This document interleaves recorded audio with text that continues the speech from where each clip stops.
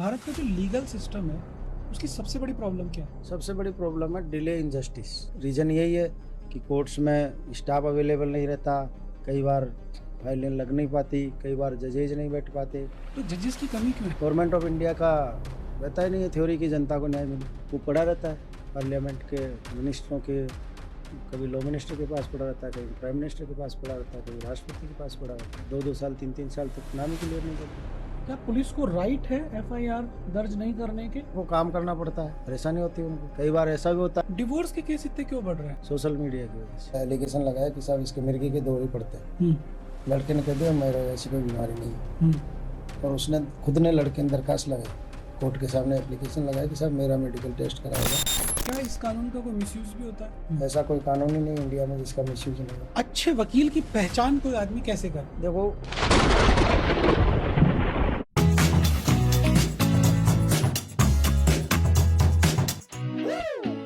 आज हम बात कर रहे हैं एक लॉयर से।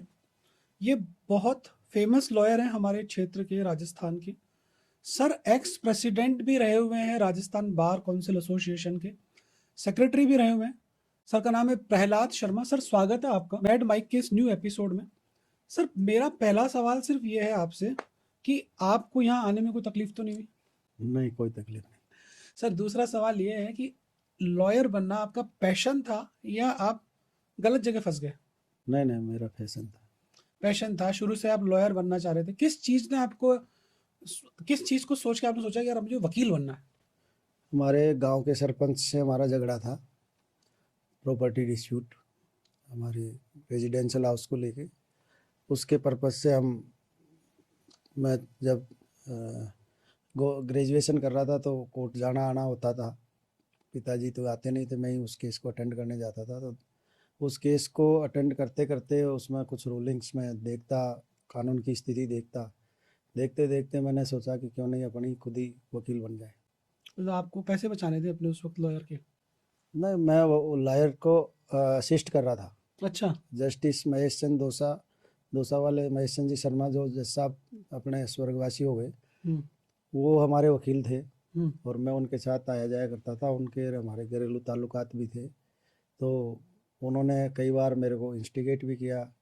फिर मैं हाई कोर्ट ज्वाइन किया। एमडी अग्रवाल साहब है सीनियर एडवोकेट हाई कोर्ट के, जो जयपुरी जायने स्केर बड़ी बड़ी कंपनियों के एडवोकेट थे। मैंने उनको ज्वाइन किया, 10 साल उनके साथ मैंने काम सीखा। उसके बाद LLB करके मैं एडवोकेट बनकर पिछले 26 साल से वकालत कर रहा हूँ। लॉयर्स को जब हम फिल्मों में देखते हैं, और लॉयर्स पे बहुत सारी मूवीज भी बन चुकी है, अभी रिसेंटली आई है जॉली LLB।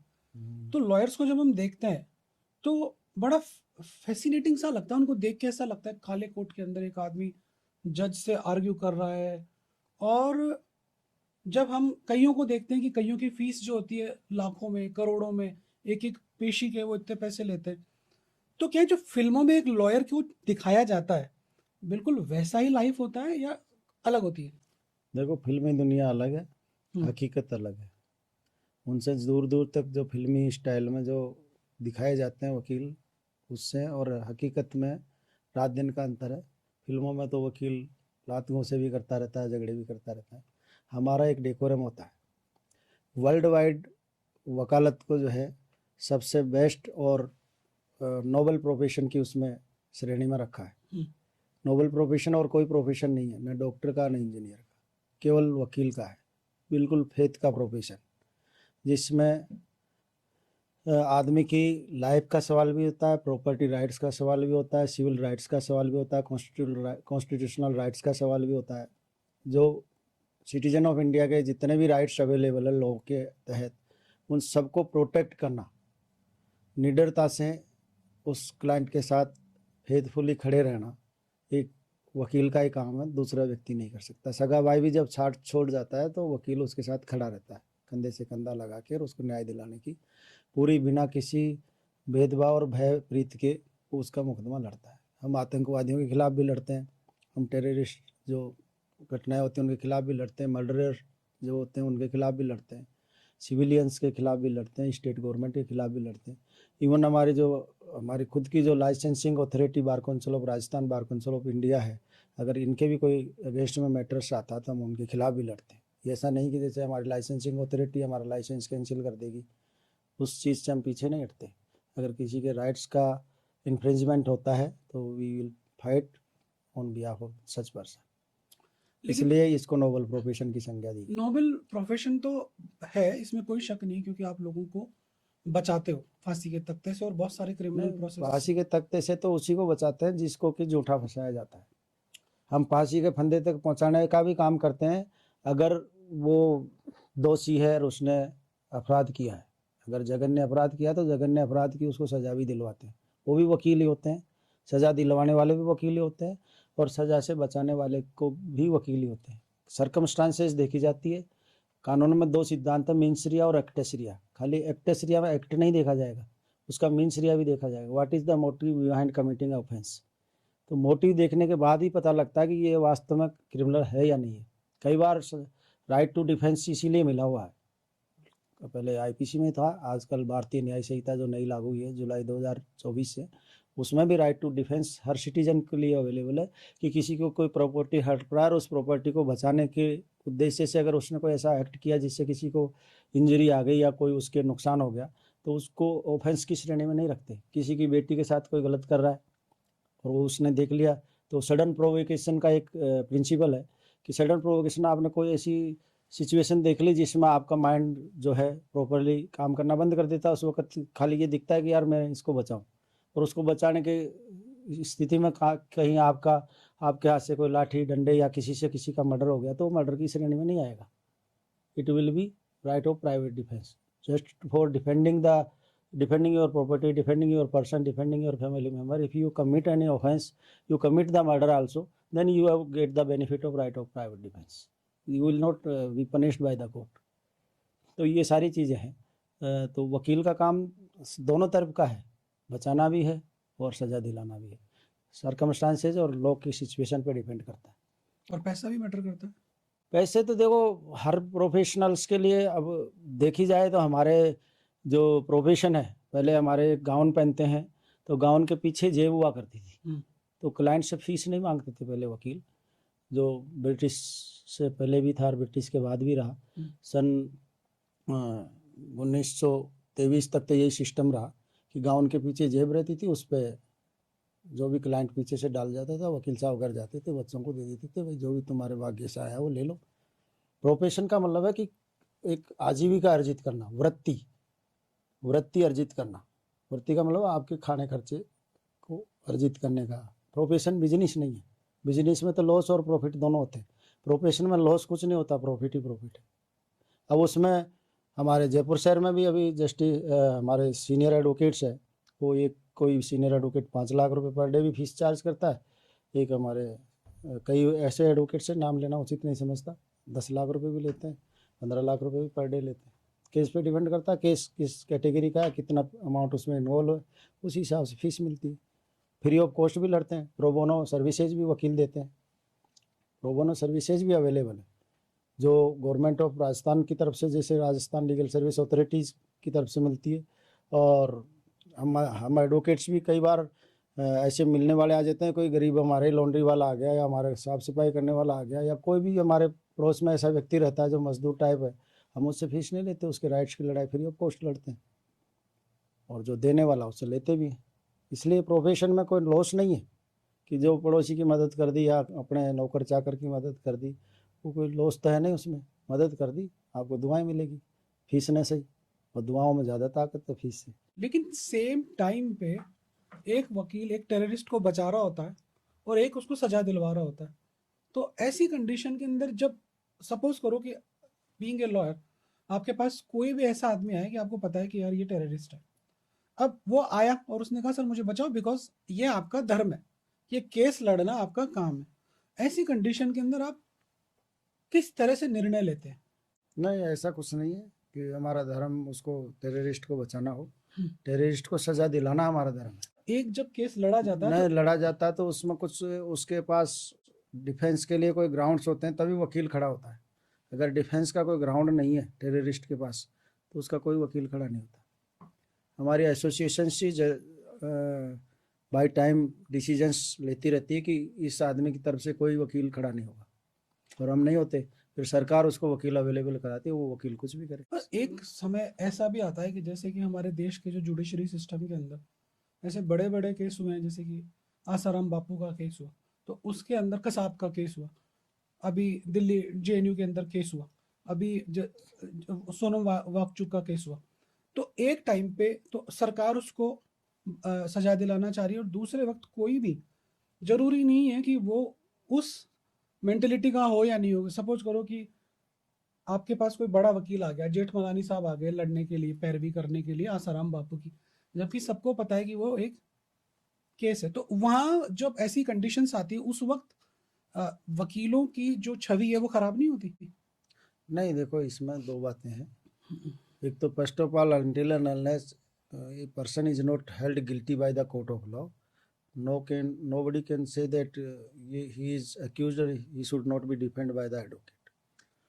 क्योंकि आसाराम के पास डिफेंस के बहुत सारे ग्राउंड्स थे, और कई चीज़ें थी कि उसमें कई बातें हो रही थी, तो जो डिफेंस करने वाले लॉयर्स थे उनके पास बहस भी करी उन्होंने, उन्होंने एविडेंस भी लीड करी उसी पॉइंट पे। पर ठीक है, कोर्ट का डिसीजन फाइनल होता है। जब कोर्ट ने उसको गिल्टी हेल्ड कर दिया, नाउ ही इज गिल्टी। इसमें वकील ने एफर्ट्स किए। जो क्लाइंट बताता हमको, वी आर नॉट एस्ट्रोलॉजर, हम अंतर्यामी नहीं है, हमको क्लाइंट बताता साहब मैंने ये अपराध नहीं किया, और नहीं करने का मुझसे आधार पूछते हुए, तो न कैसे फिर तू कैसे इन्वॉल्व हो गया इसमें, अगर तूने नहीं किया तो तू बता। फिर वो जो बताता उन पॉइंट्स पे वकील लड़ता है। वकील कभी भी ये नहीं कहता कि साहब मैं अपराधी हूँ, तो फिर हम मना कर देते भाई तेरे को तो सजा होगी, हम क्या लड़ें तेरे लिए, डिफेंस ही नहीं है हमारे पास। तो या तो तू वैसे दिखाने के लिए वकील खड़ा कर ले, या फिर सजा भुगत ले, जो भी है। तो ऐसा नहीं, वकील कभी भी गलत काम नहीं करता।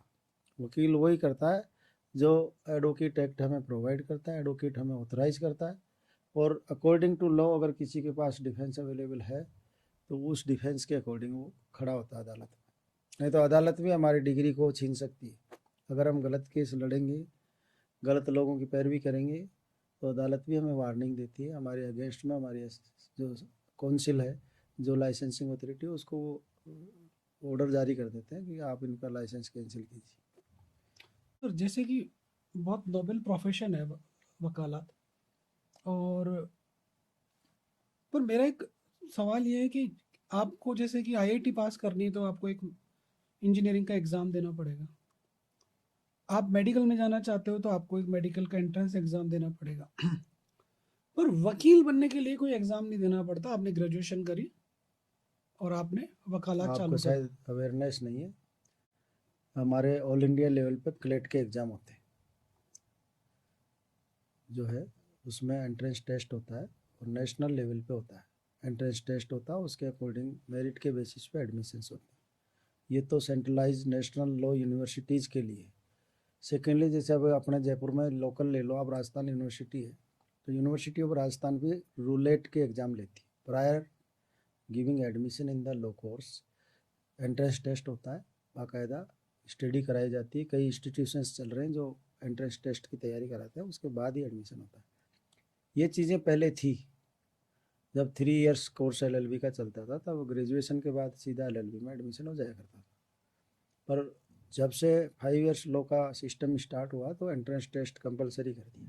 तो मतलब अभी 3 ईयर लॉ का सिस्टम नहीं है कहीं 3 पे ईयर भी? लॉ का सिस्टम है, कुछ कुछ इंस्टीट्यूशंस चल रहे हैं, पर उसको अभी बीच में तो बार काउंसिल ऑफ इंडिया ने, सुप्रीम कोर्ट ने उसको क्लोज कर दिया था, पर कुछ सर्कमस्टांसेज ऐसी क्रिएट हुई कि उनको कंटिन्यू करना पड़ा।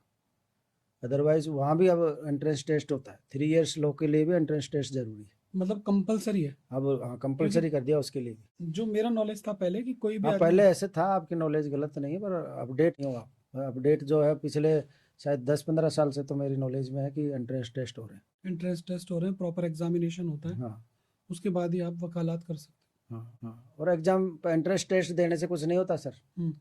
एंट्रेंस टेस्ट दे देने मात्र से लॉ की डिग्री मिल जाएगी ये ज़रूरी नहीं है। हम्म। उसके बाद भी लॉ बुक्स पढ़नी पड़ती है। अभी ये प्राइवेट इंस्टीट्यूशंस खुल रही है हमारे एलएलबी की, आपके मेडिकल भी खुल रही है। ये क्या बना के दे रहे हैं आपको, जैसे आपके डॉक्टर बिना पढ़े लिखे आ रहे हैं, वैसे हमारे भी वकील जो प्राइवेट कॉलेजों में पढ़ रहे हैं, जो प्राइवेट यूनिवर्सिटीज़ बन गई, कई यूनिवर्सिटीज़ अपने आप डिग्रियां दे रही है, राजस्थान यूनिवर्सिटी तो नो डाउट गवर्नमेंट की इंस्टीट्यूशन है, तो वहाँ तो सारी चीज़ें बिल्कुल आपको मेहनत के बाद ही मिलेगी। हम्म। पर जितने भी प्राइवेट यूनिवर्सिटी चल रही है वहाँ तो बिना पढ़ाई के डिग्री दे रहे हैं, हम्म। एलएलबी की। और जो नए स्टूडेंट्स आ रहे हैं हमारे लॉ के, उनको बेसिक नॉलेज भी नहीं है लॉ की, और वो एलएलबी करके वकील एनरोल्ड हो गए। ऐसे मेरे जो कोर्ट है, हाई कोर्ट है, वहाँ भी वकालत कर रहे हैं, सेशन कोर्ट्स में भी कर रहे हैं। जो नए लड़के आ रहे हैं जो प्राइवेट यूनिवर्सिटीज से पास करके आ रहे हैं, उनकी जो नॉलेज है वो हमारी नॉलेज के 10% भी नहीं। जो हम पढ़ के आए लॉ में, चाहे हमने 3 साल ही पढ़ा, पर 3 साल में जो नॉलेज हमने गैदर की है उस नॉलेज के मुकाबले प्राइवेट यूनिवर्सिटीज़ 10% नॉलेज दे के भी नहीं भेज रही लड़कों, क्योंकि वो बिना पढ़ाए पैसे चाहिए उनको। अटेंडेंस की भी ज़रूरत नहीं है, हमको तो अटेंडेंस देनी पड़ती थी, नहीं जाते थे तो प्रोफेसर्स दूसरे दिन ही हमें टाइट कर देते थे। बड़े बड़े अच्छे अच्छे प्रोफेसर्स थे जिनको खुद को इतनी बढ़िया नॉलेज थी कि वो लेक्चर देते थे, तो हम बैठ के, आज भी हमारे वकालत में काम आती है वो चीज़ें। फिर ऐसे लोग सरवाइव कैसे करते हैं? करते हैं पब्लिक को चीट करके, इसीलिए तो हमारे प्रोफेशन की डिग्निटी को हार्म हो रहा है। भारत का जो लीगल सिस्टम है उसकी सबसे बड़ी प्रॉब्लम क्या है? सबसे बड़ी प्रॉब्लम है डिले इन जस्टिस, क्योंकि पूरा इंफ्रास्ट्रक्चर अवेलेबल नहीं है कोर्ट्स के पास। जो स्ट्रेंथ ऑफ जजेज पब्लिक के हिसाब से, पब्लिक की स्ट्रेंथ के हिसाब से चाहिए, वो जजेज अवेलेबल नहीं है। अभी पिछले कई दशकों से अपने राजस्थान हाई कोर्ट में 50 जजेज की स्ट्रेंथ सेंक्शन है, आज तक 50 नहीं है, 40 से ऊपर ही नहीं गए। अभी ज़रूर इस साल 43 जज बन गए थे, 43 में से अभी 3 रिटायर हो गए, अब 40 ही रह गए। तो ये सिचुएशन है, जो 50 आदमी की जहाँ रिक्वायरमेंट है वहाँ 40 आदमी काम कर रहे हैं, 40 के अभी 26 ही रह गए थे साल भर पहले। तो 50% रेशियो के जो मैन पावर, तो मैन पावर उस हिसाब से चलेगी। और फिर ये तो स्किल वर्क है, को वो तो है नहीं कि साहब उठा लिया एक कट्टे के बजाय 2 कट्टे दोनों कंधों पर रख के ले गए, ये तो चल नहीं सकता। दिमाग का काम है, पीसफुली कंसिस्टेंट माइंड, सारी चीज़ें मैटर करती है, तभी न्याय दे पाएगा आदमी। तो वो न्याय देने के लिए प्रॉपर स्ट्रेंथ जो जजेज की अवेलेबल नहीं है। तो ये सबसे बड़ा लूप होल तो यही है अपने कानून में, जो जस्टिस डिलेड जस्टिस डिनाई एक प्रिंसिपल है कि अगर जस्टिस डिले होता है तो वो जस्टिस डिनाई के बराबर माना जाएगा, उसको न्याय मिला ही नहीं। क्यों टाइम पर नहीं मिला तो बेकार है। कई ऐसे थे जो हमारे मेरे पास भी चल रहे हैं, कई मुकदमे ऐसे जो जिनके तरफ से मुकदमे लगाए वो खुद बेचारे स्वर्ग सिधार गए, उनके लाइफ टाइम में न्याय नहीं मिला उनको। और उसकी रीज़न यही है कि कोर्ट्स में स्टाफ अवेलेबल नहीं रहता, कई बार फाइलें लग नहीं पाती, कई बार जजेज नहीं बैठ पाते, जजेज की शॉर्टेज है, तो नहीं मिल पा रहा न्याय। हम बेस्ट एफर्ट्स कर लेते हैं, उसके जितने भी कानून में प्रावधान है उनको सबको हम अडोप्ट कर लेते हैं, अर्ली लिस्टिंग के लिए, अर्ली डिस्पोजल के लिए, जो भी हमारे एफर्ट्स होते हैं, बेस्ट एफर्ट्स हर वकील करता है, पर न्याय तो जज ही देगा, और जजेज की कमी है। तो जजेस की कमी क्यों है? बनाते नहीं, गवर्नमेंट ऑफ इंडिया का रहता ही नहीं है थ्योरी की जनता को न्याय मिले, ने बराबर जज बना दें, जितनी रिक्वायरमेंट है जिस रेशियो में, जैसे बाहर फॉरेन कंट्रीज में जिस रेशियो में पब्लिक है उस रेशियो के हिसाब से जज बनाते हैं, वहाँ इमीडिएटली वो कहते हैं ना स्पीडी जस्टिस अवेलेबल है वहाँ पब्लिक को। अपने यहाँ स्पीडी जस्टिस को राइट, फंडामेंटल राइट तो दे रखा है, पर फंडामेंटल राइट का भी इन्फ्रिंजमेंट हो रहा है। Government of India, government of Rajasthan, जहाँ की भी गवर्नमेंट रेस्पॉन्सिबल है, चाहे जुडिशरी के जो चीफ जस्टिस होते हैं उनकी भी रेस्पॉन्सिबिलिटी है कि वो कई बार खुद ही नाम रेफर नहीं करते, नाम रेफर करते हैं। अभी 3-3 साल में जज बना के भेजे, जो नाम रेफर कर दिए सुप्रीम कोर्ट ने क्लियर करके भेज दिए। हमारे राजस्थान में 3-3 जजों को 2-2 साल तक वहीं लटका के रखा। वरना गवर्नमेंट ऑफ इंडिया ने खाली वारंट जारी करना होता है, उनको दिमाग लगाना ही नहीं होता। जब हाई कोर्ट के चीफ जस्टिस और 2 सीनियर मोस्ट जज जो है उसका नाम रिकमेंड कर रहे हैं स्टेट ऑफ राजस्थान से, फिर वहाँ से उसकी सारी जो ब्रीफ हिस्ट्री देखी जाती है, आईबी होती है, इंटेलिजेंस ब्यूरो की रिपोर्ट देखी जाती है, सुप्रीम कोर्ट के 5 जजेज बैठ के उसको फाइनलाइज करते हैं कि हाँ he is fit for justice, तब उसका जज करना, जस्टिस के लिए नाम रेफर होता है। वो पड़ा रहता है पार्लियामेंट के मिनिस्टरों के, कभी लॉ मिनिस्टर के पास पड़ा रहता है, कभी प्राइम मिनिस्टर के पास पड़ा रहता है, कभी राष्ट्रपति के पास पड़ा रहता है, 2-2 साल 3-3 साल तक नाम ही क्लियर नहीं करते। आप अध्यक्ष रहे हुए हैं राजस्थान बार एसोसिएशन के, तो आपने कभी इस तरह का अप्रोच नहीं किया कि चलो इस चीज को, इस किया शॉर्टेज, ना, खूब किया। इस शॉर्टेज को दूर करने के लिए नेशनल लेवल पे एक स्ट्राइक होनी चाहिए या कुछ इस तरह से? नहीं नहीं नहीं, स्ट्राइक इज नॉट एक्सक्यूज। इसके लिए स्ट्राइक नहीं हो नेशनल सकती। लेवल का कुछ कुछ नहीं, सरकार तो सरकार की मर्जी से करेगी। किसान इतने दिन से आंदोलन कर रहे हैं, कहाँ सुनाई हो रही है? स्ट्राइक्स भी होती, क्यों नहीं होती, खूब होती स्ट्राइक्स। और सरकार थोड़ी झुकती है। सरकार के पास पावर है। सरकार के पास पावर है, उस पावर को कोई चुनौती दे भी नहीं सकता। संविधान उनको पावर देता है, और वो अपने पावर्स को कहीं न कहीं गलियां निकाल के विदल्ट कर देते हैं चीज़ों को। और इसीलिए आम जनता परेशान है। जबकि संविधान ये कहता है वेलफेयर स्टेट होनी चाहिए पब्लिक के लिए। वेलफेयर स्टेट के कई जगह धज्जियाँ उड़ रही है, ऑल ओवर इंडिया में उड़ रही है। कई मुद्दों पे कानून का क्षेत्र ही क्यों लेते हो? आपके मेडिकल क्षेत्र ले लो। गवर्नमेंट हॉस्पिटल्स में कहाँ मेडिकल फैसिलिटीज़ अवेलेबल है? अगर वहाँ फैसिलिटीज़ अवेलेबल हो जाए, अच्छे डॉक्टर्स अपॉइंट हो जाए, कंपाउंडर नर्स कई CHC और PHC पे कंपाउंडर नर्स इलाज कर रहे हैं। कहाँ अवेलेबल है डॉक्टर्स? गवर्नमेंट में जाना नहीं चाहते, पैकेज ही नहीं मिलते। आपके प्राइवेट डॉक्टरी में ज़्यादा पैसे मिलते हैं, तो वहाँ पुराने डॉक्टर जो कर रहे हैं काम वही कर रहे हैं, उम्र बढ़ा के उनको ही काम में ले रहे हैं। नए डॉक्टर्स जो फॉरेन से पढ़ के आ रहे हैं, जो अच्छा रिसर्च करके अच्छे डॉक्टर बने हैं, उनको कहाँ अपॉइंट करते हैं? न तो वो आना चाहते, गवर्नमेंट पैसा ही नहीं देती उनको इतना। आम लोगों को जो बेसिक नॉलेज है कानून की, वो कैसे मिल सकती है? आजकल तो देखो यूट्यूब का, गूगल का ज़माना है। हम्म, अगर कोई इंटरेस्ट ले, हम लोग मैं वकील बनने से पहले आम आदमी था। हम्म, पर जब मेरे खुद के मुकदमे की मेरे को लड़ाई शुरू करनी पड़ी, हम्म, तो मैं CPC भी पढ़ी मैंने, ईजमेंट राइट्स भी पढ़े मैंने। तो मैंने जब आम आदमी रहते हुए पढ़ना शुरू किया, तो आम आदमी जहाँ उसको परेशानी है पढ़ सकता है, देख सकता है, सब चीज़ें अवेलेबल है। लॉ बुक्स की दुकानें खुली हुई है, चौड़े रास्ते में खुली हुई है, किशोर बुक डिपो, जहाँ हर कानून की किताब अवेलेबल है।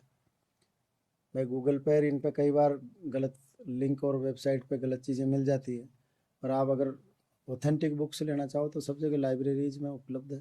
बाकी हर आम नागरिक को, बात के हर आम नागरिक को अपने मौलिक अधिकारों का और मौलिक कर्तव्यों का ज्ञान तो होना ही चाहिए।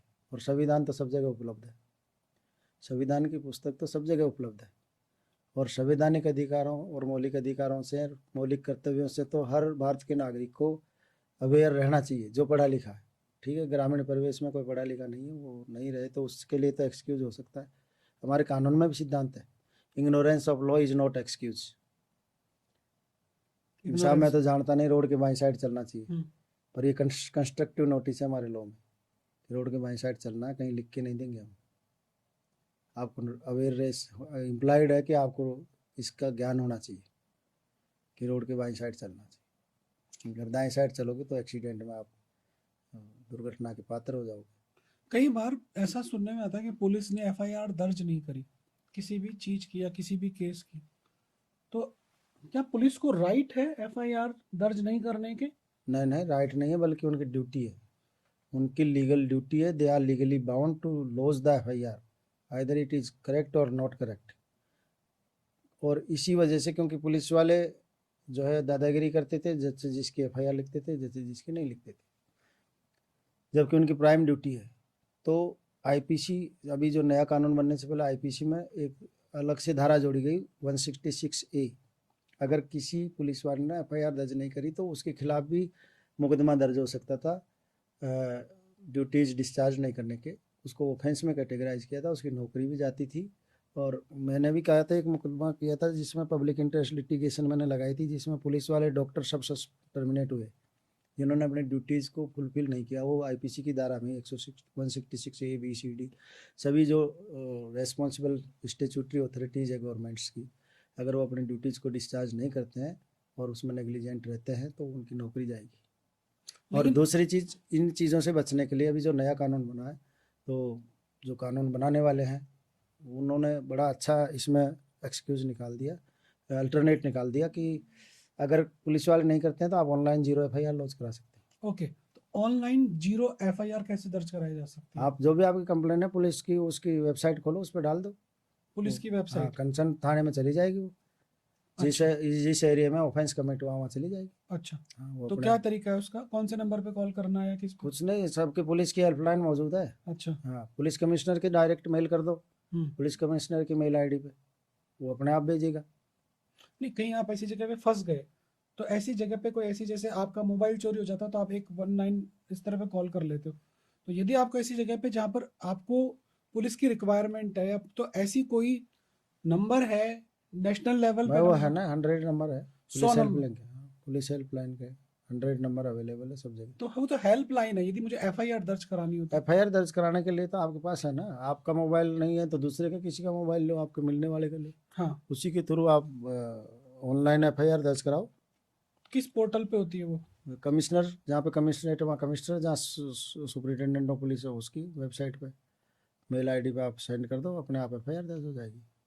पुलिस केस क्यों नहीं दर्ज करती, क्या कारण नहीं है? करते, उनको काम करना पड़ता है। जैसे ही एफआईआर दर्ज होती है उनको इन्वेस्टिगेशन करना पड़ेगा, सारे पेपर फॉर्मेलिटीज करनी पड़ेगी, जाना पड़ेगा उठ के, परेशानी होती है उनको।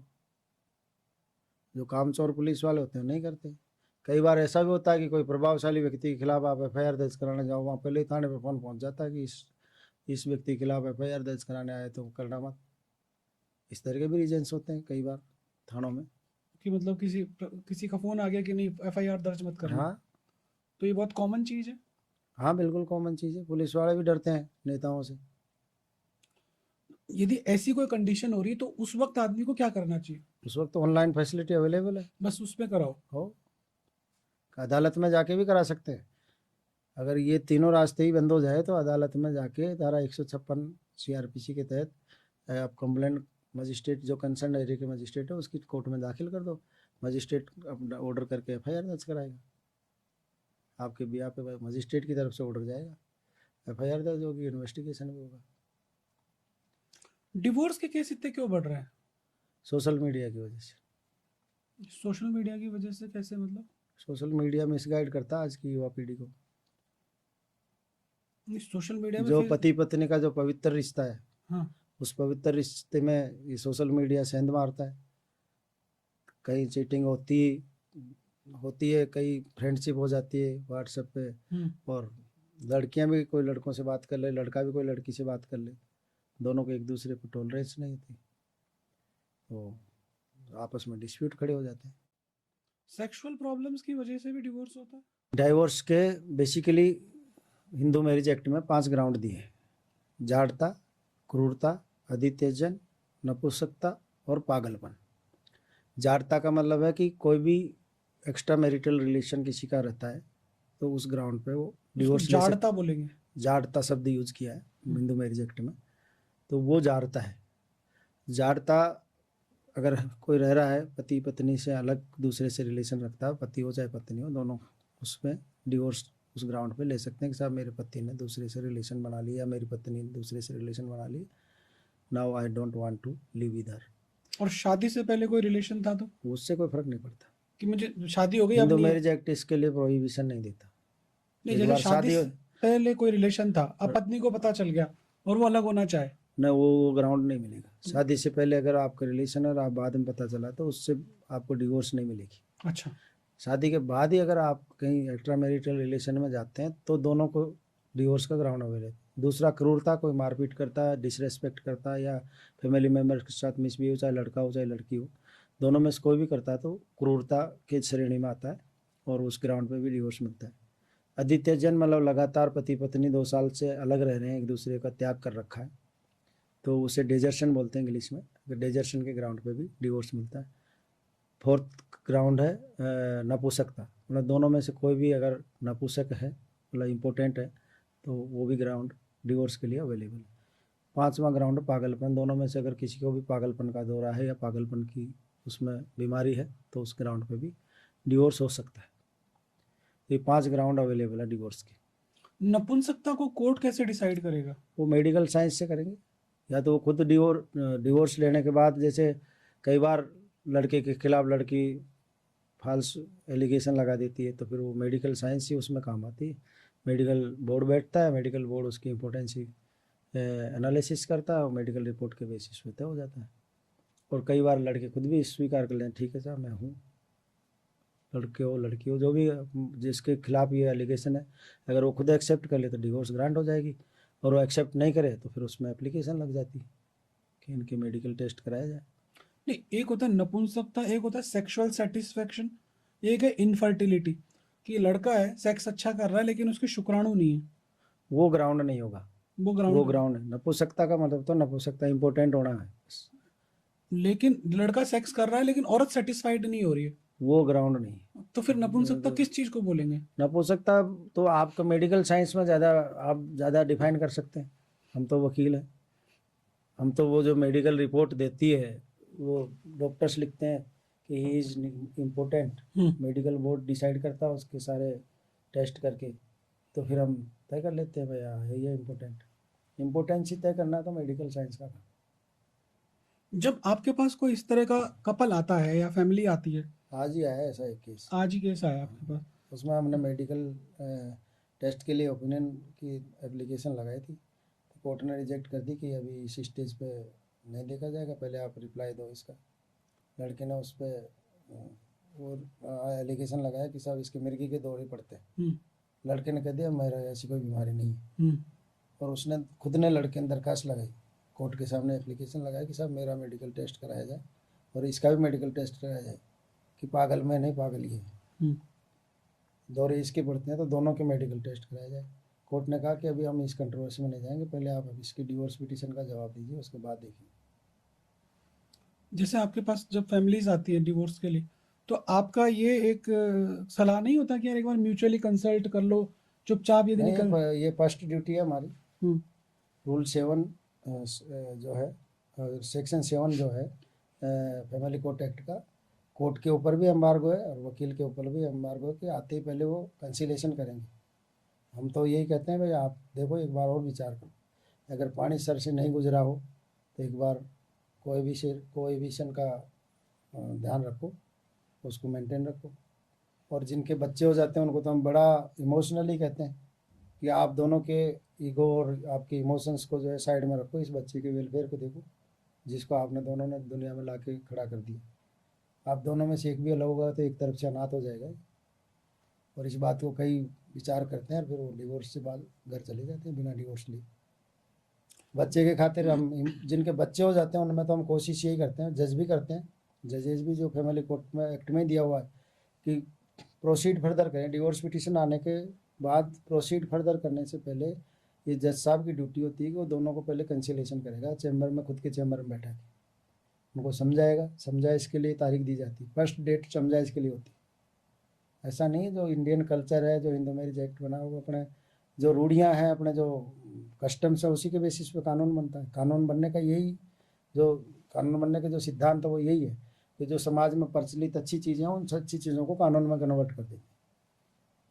तो कोई आदमी म्यूचुअल सेपरेट हो रहा है और एक लड़के सेपरेट हो रहा है, तो दोनों में डिफरेंस क्या होता है? डिफरेंस यही होता है, म्यूचुअल में तो भाई ठीक है हम दोनों के विचार नहीं मिल रहे और आपस में डिसाइड कर लेते थे we have to get divorce, dissolve our marriage, वो लगा देते हैं एप्लीकेशन, कंसेंट से दोनों जाके फेस करते हैं, आफ्टर 6 मंथ उनको डिग्री मिल जाती है। तो एक आदमी शादी करने के कितने दिन बाद सेपरेट हो सकता है? 6 मंथ, 6 मंथ तक तो कोई एप्लीकेशन नहीं लगी। 6 मंथ का वन ईयर का है, 1 ईयर तो उसमें डिवोर्स पिटीशन लग नहीं सकती, और आफ्टर 1 ईयर डिवोर्स पिटीशन लगेगी, वो भी 6 मंथ के पीरियड के बाद डिसाइड होगी। हालांकि उसको रिलैक्सेशन करने लग गए आजकल कोर्ट्स में, इस तरह के जजमेंट्स आ गए क्यों, अगर वो रहना ही नहीं चाहते दोनों एग्री है तो छोड़ो अपन के कोर्ट ज़्यादा दिमाग लगे, एक बार समझाने का उनको चांस दे दो, समझाने का जो कोर्ट की जो लॉ की रिक्वायरमेंट है उसको फुलफिल करने के लिए फर्स्ट डेट पे उनको कंसिलेशन के लिए बैठाते हैं और सेकंड डेट पे डिवोर्स दे देते हैं। एलिमनी कैसे डिसाइड होती है? एलिमनी स्टेटस ऑफ द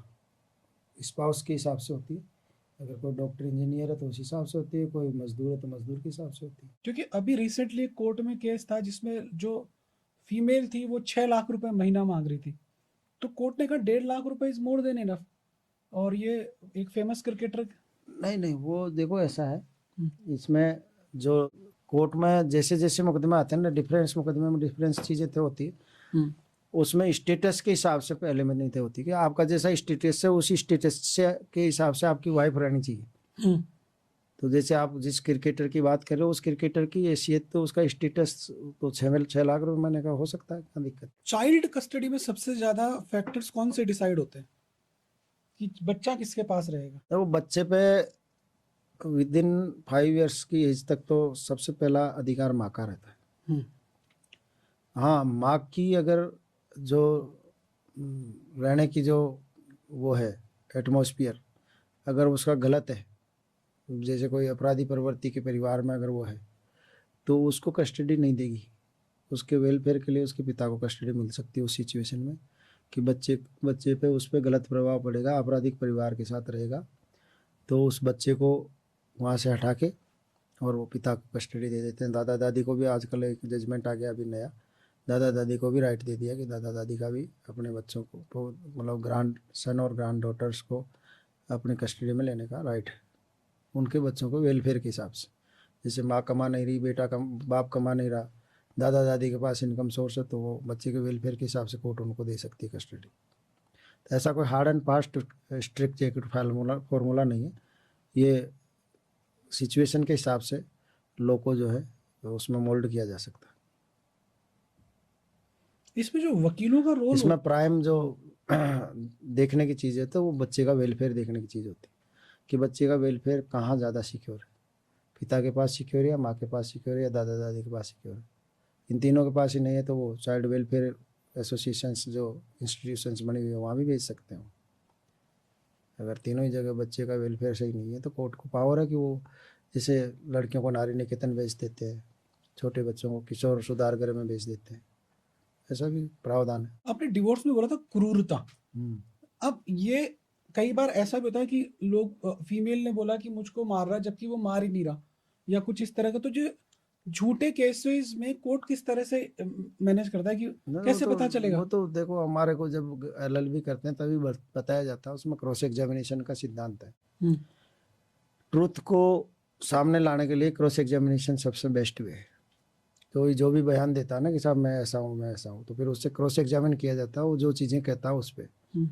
और क्रॉस एग्जामिनेशन ऐसी आर्ट है कि किसी से भी सच्चाई बुलवाई जा सकती है, और जब वो क्रॉस एग्जामिनेशन में सच्चाई सामने आती है कि किसी ने अपराध किया नहीं किया, क्रूरता की नहीं की, ये सारी चीज़ें अपने आप उभर के सामने आ जाती है अदालत के, उसी हिसाब से अदालत फैसला दे देती है। ये जो पॉक्सो एक्ट है वो किस तरह से काम करता पोक्सो एक्ट देखो 2011 में निर्भया का जो कांड हुआ दिल्ली में, है?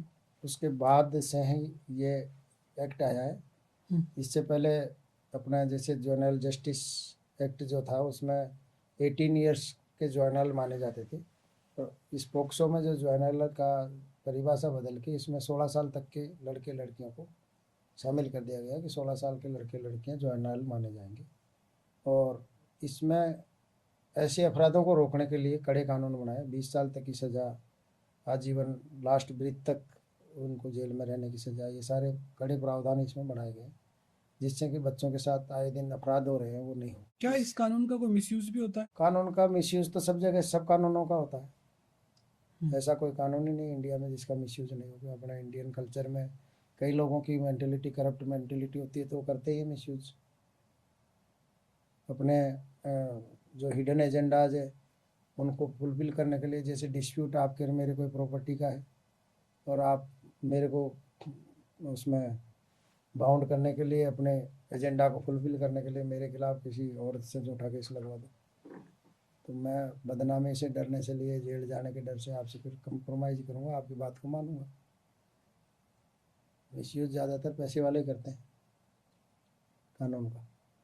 तो यदि आपके ऊपर मिसयूज हो रहा हो तो क्या करना चाहिए? अपना बचाव कैसे करो कोई आदमी? बचाव करने के लिए है डिफेंस अवेलेबल है उसके, वो साबित करता है कि नहीं मैंने ऐसा ऑफेंस नहीं किया। बाइज्जत बरी होते हैं अदालतों में, दोष मुक्त होते ही है ना। 100% मुकदमों में तो कन्विक्शन होता ही नहीं ना। मिसयूज करने वालों के खिलाफ कार्रवाई भी होती है आजकल तो। जो लड़की अगर झूठा केस दर्ज कराती है उसको भी जेल में पटक देते हैं, उसके खिलाफ भी 211 311 सारी धाराएं लगा देते हैं, 187 सब लगा के उनको अंदर कर देते हैं। आजकल तो कानून आ गया कि झूठे मुकदमे दर्ज कराने वाले को भी सजा मिले। कई बार ऐसा देखा जाता है कि लड़के और लड़की होटल में जा रहे हैं, रूम ले रहे हैं और ऐसी कंडीशन में कई बार पुलिस आ जाती है या दूसरे इस तरह की चीज़ें आ जाती है, और उनको पुलिस या तो पकड़ने की कोशिश करती है या कुछ और तरीके से, जो करप्ट पुलिस वाले होते हैं वो पैसे लेने की कोशिश करते हैं। तो क्या होटल में जाके रूम लेना या किसी तरह की एक्टिविटी में इन्वॉल्व होना कोई क्राइम है? अगर दोनों एडल्ट है तो कोई क्राइम नहीं है। और यदि दोनों में से एक अडल्ट हो और एक नहीं हो तो डेफिनेटली वो ऑफेंस है। वो ऑफेंस है, यदि खुद की इच्छा से भी जा रहा है तो? बिलो 16 ईयर कोई भी लड़की लड़का अगर जा रहा है, उस वो विद कंसेंट भी अगर कोई कर रहा है तो उसको ऑफेंस ही माना जाएगा, उसको ऑफेंस माना जाएगा। क्योंकि उसकी सोचने समझने की शक्ति उस 16 ईयर्स तक नहीं मानी जाती कि ये अपना अच्छा बुरा भला बुरा नहीं सोच सकता, क्योंकि इसकी एज अभी मेच्योर नहीं है, इसलिए इसकी कंसेंट भी कंसेंट नहीं मानी जाएगी। और यदि वो 18 साल से ऊपर है? 18 साल का होने के बाद तो कोई डर ही नहीं है। कोई डर ही नहीं। तो यदि ऐसी कंडीशन में कभी पुलिस वगैरह पकड़े तो आदमी को किस तरह से अपना प्रोटेक्शन करना चाहिए? प्रोटेक्शन आप उसकी कंप्लेन करो पुलिस ऑफिसर्स की, अगर कोई किसी को परेशान करता है, बशर्ते कि वो किसी दूसरे की औरत भी नहीं हो, ये भी है। अच्छा। अडल्ट होना ही सफिशिएंट नहीं है। हाँ। अगर आप किसी दूसरे की औरत के साथ जा रहे हो या कोई आप अपनी शादीशुदा और कोई दूसरी लड़की के साथ जा रहे हो तो ये भी ऑफेंस है।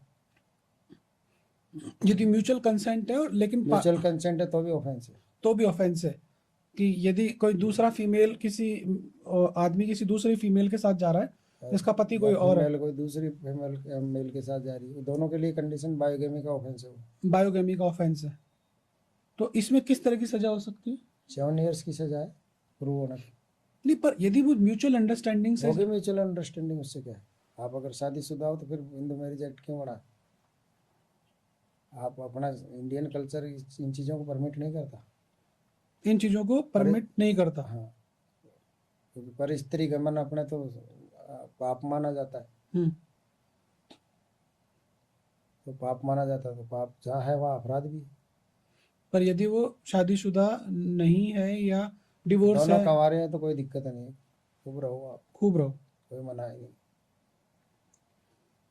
रेप के मामलों में एफआईआर, मेडिकल और कोर्ट प्रक्रिया कैसे शुरू होती है? एफआईआर तो जैसे ही जाएगी थाने पे, प्रोसिक्यूटर्स एफआईआर लॉन्च करनी पड़ेगी, पुलिस अथॉरिटीज बाउंड है।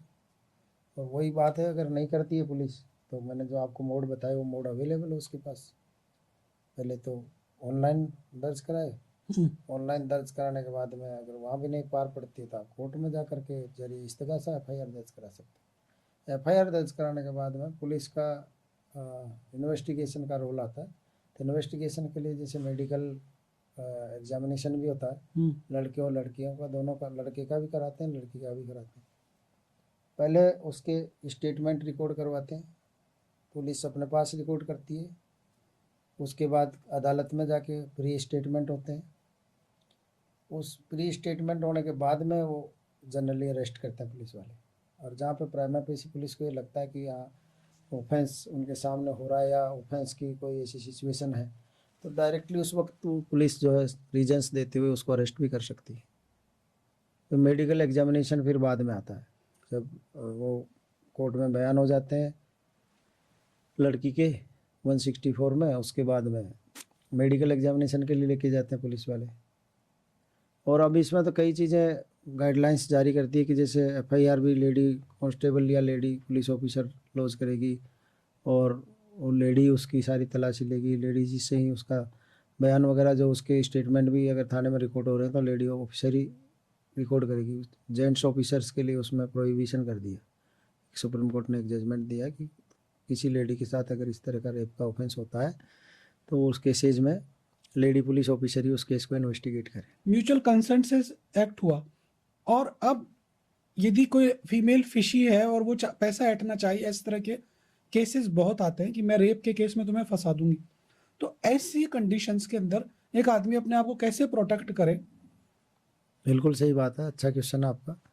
इसमें अभी लेटेस्ट, क्योंकि अभी इस तरह की चीज़ें बहुत होने लगी, लड़कियां अपने एम्बिशंस को अचीव करने के लिए इस तरह के काम कर रही है कई लड़कियां।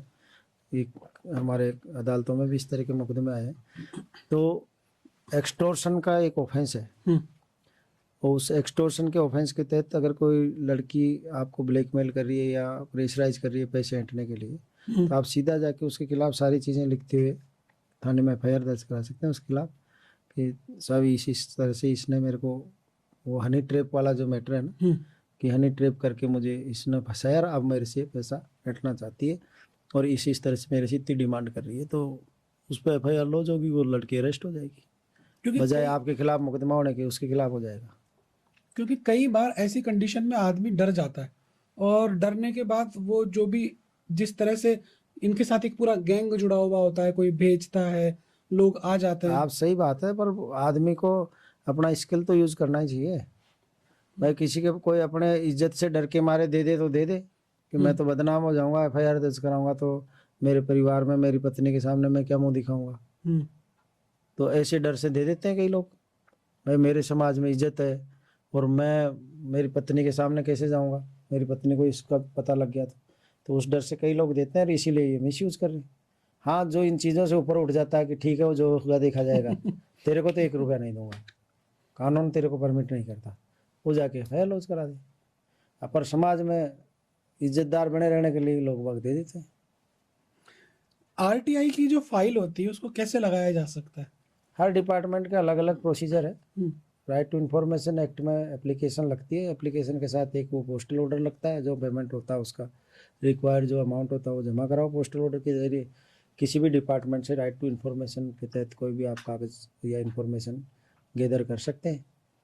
आरटीआई की एप्लीकेशन लगाने के इसमें लिए इसमें भी कुछ राइडर्स है। सेक्शन 8 जो राइट टू इन्फॉर्मेशन एक्ट का सेक्शन 8 जो है, जिसमें देश की सुरक्षा संरक्षा और सिक्योरिटी से रिलेटेड कोई भी मैटर हो उसकी कोई इन्फॉर्मेशन नहीं दी जाएगी, किसी की पर्सनल डेटाज की इन्फॉर्मेशन नहीं दी जाएगी, किसी कोई एम्प्लॉई है उसकी कोई पर्सनल जो सर्विस रिकॉर्ड है उसके बारे में जानकारी दे तो दे, नहीं दे तो नहीं दे। पुलिस मतलब statutory authorities are not bound to give the information और document regarding personal datas of an employee, और जो भी ऐसी जो नेशनल सिक्योरिटी से रिलेटेड है या पब्लिक इंटीग्रिटी से रिलेटेड है, सेक्शन 8 में उसको एक्सक्लूड किया हुआ कि इन चीज़ों की इन्फॉर्मेशन नहीं दी जाएगी। जो जनरल जैसे पब्लिक डॉक्यूमेंट्स है उनकी चीज़ आप इन्फॉर्मेशन ले सकते हैं, उसके लिए एप्लीकेशन लगाओ, उसमें 30 डेज़ का प्रोसीजर है, 30 डेज़ में इन्फॉर्मेशन मिल जाएगी। अगर 30 डेज़ में इन्फॉर्मेशन नहीं देता है कंसर्न अथॉरिटी तो आप उसकी 30 डेज़ के बाद अपील कर सकते हो उसके हायर अथॉरिटी के। वो अपील में भी नहीं होता तो सूचना अधिकार के तहत वो कमिश्नर ऑफ इंफॉर्मेशन डिपार्टमेंट बना हुआ है, उस कमिश्नर के यहाँ सेकेंड अपील होती है। अगर वहाँ भी कुछ नहीं मिलता तो फिर हाई कोर्ट आपके पास अवेलेबल है। राइट टू इन्फॉर्मेशन जो है, इस पूरी प्रक्रिया के अंदर फाइल लगाने में क्या वकील की जरूरत पड़ती है? नहीं, वकील की जरूरत तो कहीं नहीं पड़ती अगर आदमी खुद कानून जानता तो, अदालतों में भी नहीं है। अच्छा, अगर खुद अपना कानून जानता, अपने अधिकारों को जज के सामने खुद अपने तरीके से रख सकता है तो वकील की तो वहाँ भी जरूरत नहीं है। वहाँ भी जरूरत नहीं। तो कोई भी आदमी आरटीआई लगा सकता है? हाँ, क्यों नहीं लगा सकता। ओके। आरटीआई का मिसयूज कैसे होता है? आरटीआई का मिसयूज यही है कि किसी ऑफिसर ने कोई गलत काम किया है और उसकी सूचना, वो आरटीआई एक्टिविस्ट होते हैं कई लोग, वो ले लेते हैं, वो फिर उसको ब्लैकमेल करते हैं कि या तो दे देना, मैं इसको अखबार में देंगे, मीडिया में देंगे, या इसको हम अदालत में लेके जाएंगे, तुम्हारी नौकरी खा जाएंगे, तुम्हारे को खिलाफ ये कार्रवाई करेंगे, ईसीडी में जाएंगे। कई इस तरह से मिसयूज होता है। मिसयूज उसी का होता है जो चीज़ गलत होती है, सही चीज़ का कभी मिसयूज नहीं होता। आजकल हर जगह पे एआई आ गया है, आर्टिफिशियल इंटेलिजेंस। उसका इफेक्ट क्या एक लॉ की प्रैक्टिस पे भी पड़ा है? बिल्कुल चल रहा है ना। किस तरीके से? अब हम जैसे वेबसाइट से कई जजमेंट्स निकालते हैं जो वास्तव में वहाँ होते ही नहीं है अदालतों में, वो भी मिल जाते हैं, वो हम कोर्ट में साइट करते हैं, बाद में पता लगता है ये तो कानून के ही बिल्कुल खिलाफ है ये जजमेंट जो, तो फिर वो पता करते हैं तो पता लगता है कि वो गलत वेबसाइट पे गलत जगह अवेलेबल था। इसलिए ऑथेंटिक वेबसाइट से ही हम जजमेंट्स डाउनलोड करके उसको प्रिंट लेके फिर कोर्ट में देते हैं, क्योंकि गलत चीज़ साइट करना हमारे लिए भी कंटेम्प्ट है।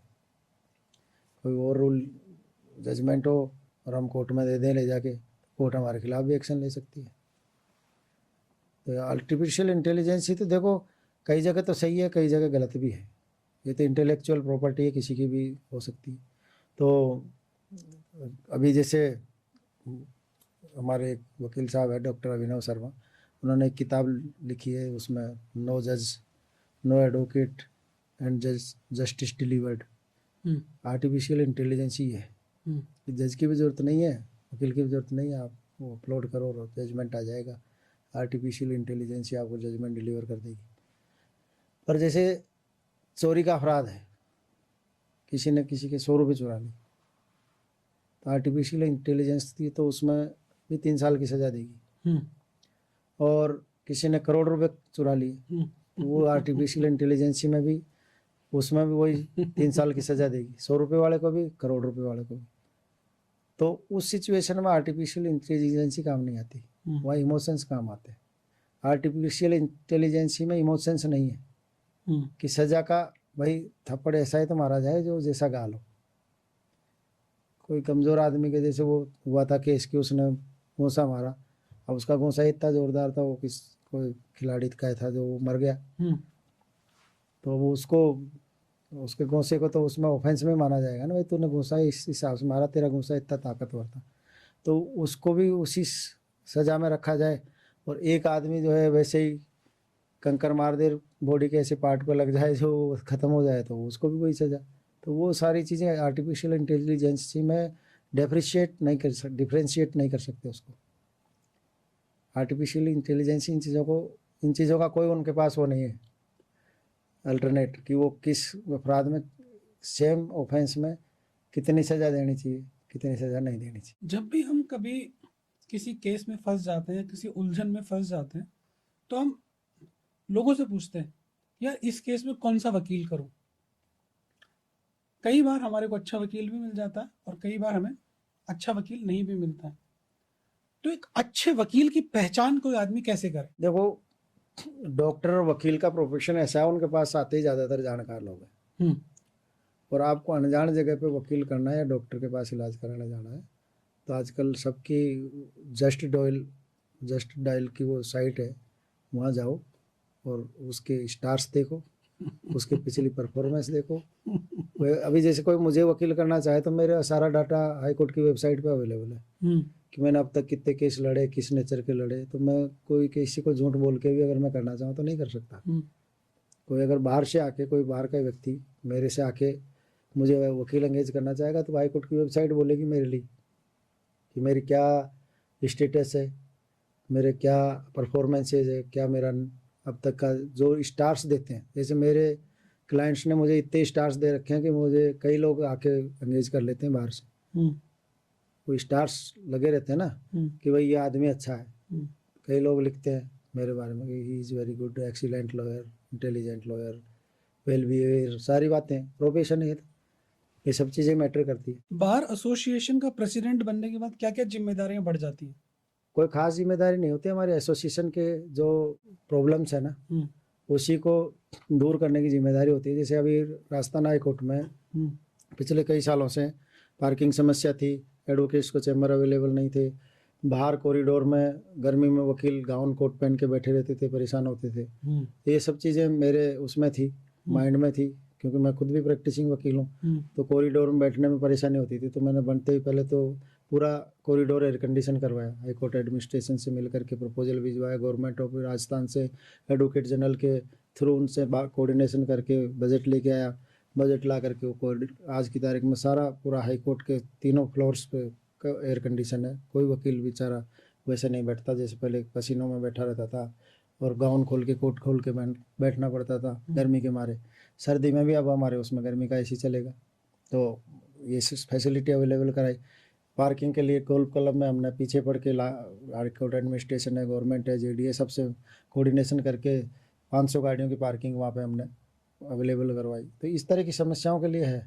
हाई कोर्ट एसोसिएशन के अध्यक्ष बनने से मतलब ये नहीं कोई भाई सरकार के लिए कोई जिम्मेदारी हम निभाएंगे या हाई कोर्ट एडमिनिस्ट्रेशन के लिए हम जिम्मेदारी निभाएंगे। हाई कोर्ट एडमिनिस्ट्रेशन के लिए तो इतना ही है हमारी तरफ से कि हमारा कोई वकील जो है गलत बिहेव नहीं करे कोर्ट में जा कर के। हमारी तरफ से बार और बेंच का आपस में कोरिलेशन, हारमोनियस रिलेशन मेंटेन करना एक प्रेसिडेंट की रिस्पॉन्सिबिलिटी रहती है, वो मैंने किया। जब इस तरह के चुनाव होते हैं तो मैंने देखा है कि बहुत सारा पैसा इन्वॉल्व होता है, अलग लेवल की मार्केटिंग होती है और बहुत हाई लेवल का हाई टेक प्रचार होता है।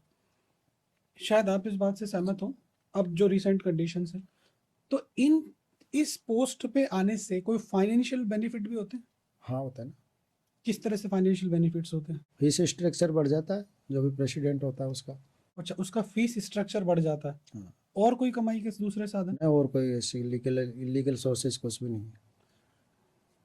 पर यह है, इसमें पैसे से ही नहीं होता है, हम्म। इसमें स्टेटस भी बढ़ता है आदमी का। जैसे अब मैं प्रेसिडेंट रहा हूँ तो समाज में भी सब लोग मेरे को इज्जत देते हैं, हमारे एडवोकेट में भी मेरी एक अलग ही पहचान हो जाती है।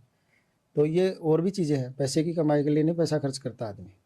पैसा तो सभी इलेक्शनों में खर्च होता है, वार्ड पंच के इलेक्शन में भी होता है, हमारे चाहे छोटी से छोटी पोस्ट किसी भी एसोसिएशन का चुनाव लड़ते हैं तो पैसा तो सब जगह खर्च होता है, और पैसा खर्च करना भी पड़ता है। कईयों के अभी ऐसा चुनाव के दौरान कई ऐसी प्रॉब्लम्स आती है, कई वकीलों की हेल्प करनी पड़ती है, तो पैसा देना पड़ेगा उसको हेल्प के लिए। तो तभी तो सारे वकील देखेंगे यार देखो इसने कितनी हेल्प करी है, नीडी वकील की हेल्प करी है तो 10 वोट मिलेंगे। तो पैसा ऐसे नहीं खर्च होता भाई कोई गलत कामों में पैसा खर्च हो रहा है। वकीलों का इलेक्शन में पैसा खर्च होता है तो इसी तरह होता है कि कोई फंक्शन हो रहा है तो उसमें आपने पैसा डोनेट कर दिया, कि बार एसोसिएशन के फंड से पैसा नहीं लेना पड़ा वकीलों के, भाई इलेक्शन लड़ने वाले कैंडिडेट्स ने इतना पैसा दे दिया कि जरूरत ही नहीं पड़ी एसोसिएशन का फंड यूज़ करने की, इसलिए इनमें पैसा खर्च होता है। या आपके पैम्पलेट छपवा लिए उसका पैसा खर्च हो गया, आपके किसी मेंबरशिप के पैसे जमा करा दिए उसके पैसे खर्च हो गए, इस तरह के पैसे खर्च होते हैं हमारे इलेक्शनों में। कोई फालतू इस तरह का खर्चा नहीं होता कि कोई किसी को साहब गोवा भेज दिया या किसी को अमेरिका भेज दिया या कोई का मकान बनवा दिया इस तरह पैसा खर्च नहीं होता। ऐसा कानून जिसे आपके हिसाब से बदलना चाहिए? अभी इंडिया में ऐसा कोई कानून नहीं है जिसको बदला जा सके या बदलने की आवश्यकता हो, क्योंकि जितने भी अनावश्यक और गलत कानून थे वो सब रिपील कर दिए अपने मोदी जी ने, उन कानूनों को निरस्त कर दिया जो बिना फालतू के थे। और अब जो कानून है इस वक्त ये जनता की आवश्यकता के अनुसार है, इसमें ऐसा कोई भी कानून नहीं है जो गलत हो और उसको बदलने की आवश्यकता हो। क्या आपके हिसाब से कानून सबके लिए बराबर है? बिल्कुल, भारत के संविधान का अनुच्छेद 14 यही कहता है कि चाहे वो भारत का कोई भी नागरिक हो, इवन प्रधानमंत्री हो, चाहे राष्ट्रपति हो, चाहे आम नागरिक प्रहलाद शर्मा, सबके लिए कानून बराबर है, सबके अधिकार बराबर है। क्या सबको समान न्याय मिलता है? अब न्याय मिलना नहीं मिलना, कानून तो सबके समता का, न्याय, साम्य और सद्विवेक, कानून के 3 सिद्धांत हैं। न्याय सबके साथ होना चाहिए, साम्य समानता के साथ होना चाहिए, और सद्विवेक के साथ होना चाहिए। तो समानता सबके लिए है, न्याय सबके लिए, और सद्विवेक से होना चाहिए।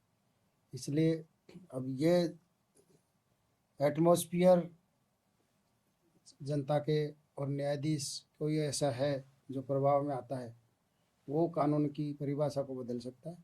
बाकी जो सच्चा न्यायाधीश है, जो अपने न्यायाधीश बनने पर जो शपथ लेता है बिना किसी भय और प्रीति के न्याय करने की, वो कभी भी किसी के साथ भेदभाव नहीं करता, और भेदभाव प्रभेदकारी रवैया कानून के सामने परमिसेबल भी नहीं है। व्हाट्सएप चार्ट क्या कोर्ट में वैलिड होती है? हाँ, अभी 2024 का जो कानून बना अपने भारतीय साक्ष्य संहिता, उसमें व्हाट्सएप और ये डिजिटलाइजेशन जो चीज़ें हैं उनको भी उसमें साक्ष्य में ग्राह्य मतलब एडमिसेबल मान लिया। पहले नहीं थे, पहले इलेक्ट्रॉनिक एविडेंस को वीक एविडेंस की श्रेणी में रख रखा था, जो अंग्रेज़ों के ज़माने की जो आईपीसी थी उसमें इलेक्ट्रॉनिक एविडेंस वीक एविडेंस के रूप में ट्रीट होती थी।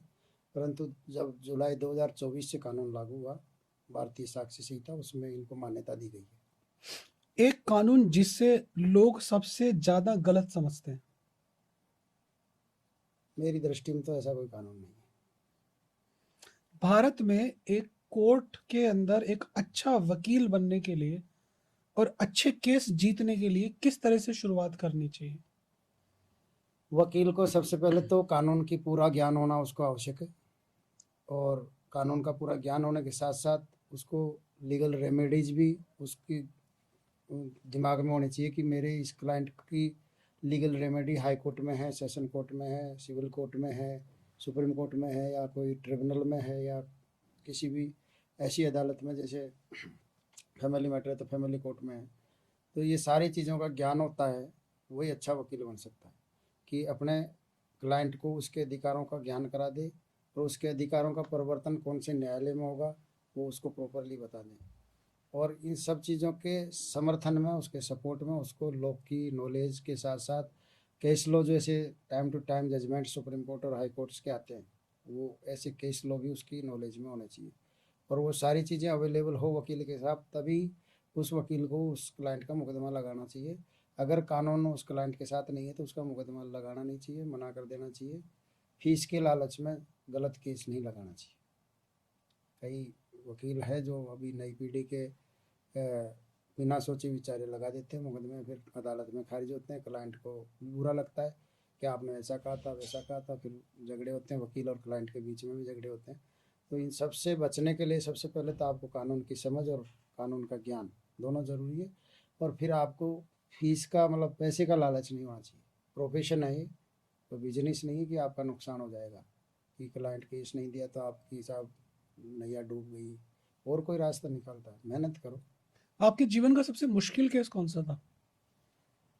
मेरे जीवन का एक मुश्किल केस था, जब मैं किराए के मकान में रहता था, तो मेरे एक पड़ोसी ने न्यायालय की गरिमा के संबंध में कुछ क्वेश्चन उठाए कि न्यायालय में न्याय नहीं मिलता, सब ऐसे ही है वैसे ही है, इस तरह की वो बातें कर रहा था। फिर मैं नया नया वकील बना था, तो बड़े जोश के साथ मैंने उसको यूँ कह दिया, मैंने कहा आप मेरे पास लेके आना।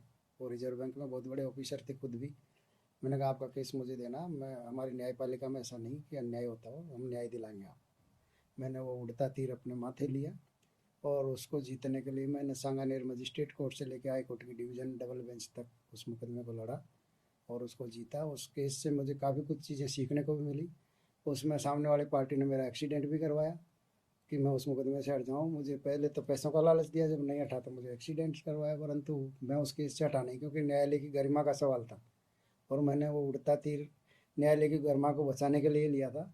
और उस केस को जीतने के बाद वो जो हमारे ऑफिसर थे बैंक के, उन्होंने मुझे ब्लैंक चेक फीस के रूप में दिया कि आप जो चाहे उसमें भर सकते हैं। वो सबसे बड़ा मुश्किल और यादगार मुकदमा है जो मेरी लाइफ के वकालत के टर्निंग पॉइंट में आता है। तो दोस्तों, ये थे हमारे साथ प्रहलाद शर्मा जी। इतनी बेहतरीन इन्होंने आज चीज़ें बताई, हमें सुनने में बहुत आनंद आया। सर से यदि आप पर्सनली कुछ बात पूछना चाहें, किसी कोर्ट के किसी केस के बारे में, अपनी किसी समस्या के बारे में, तो इस पॉडकास्ट के अंदर मैं सर के नंबर, सर की डिटेल्स भी डाल दूंगा। आप इनसे पर्सनली भी गाइडेंस ले सकते हैं। हाँ बिल्कुल, कोई दिक्कत नहीं। हमारे सोशल सर्विसेज है, हमारा वकालत का प्रोफेशन सोशल सर्विसेज में ही आता है। सर, जाने से पहले कोई संदेश देना चाहेंगे पब्लिक को? यही है, हर आदमी को मेहनत से अपना जीवन जीना चाहिए। जीवन में 3 सिद्धांत अगर आदमी अडॉप्ट कर ले तो कहीं भी परेशानी में नहीं आएगा, ना कोई कोर्ट कचहरी की, डॉक्टर की, किसी की ज़रूरत नहीं पड़ेगी। Struggle is life and work is worship and duty is must. 3 जो जीवन के फार्मूले हैं, अगर आदमी अडॉप्ट कर ले तो वो कहीं किसी को काबू में आने लायक नहीं रहेगा, बेबाकी से अपने जीवन में जीवन जीता रहेगा। धन्यवाद।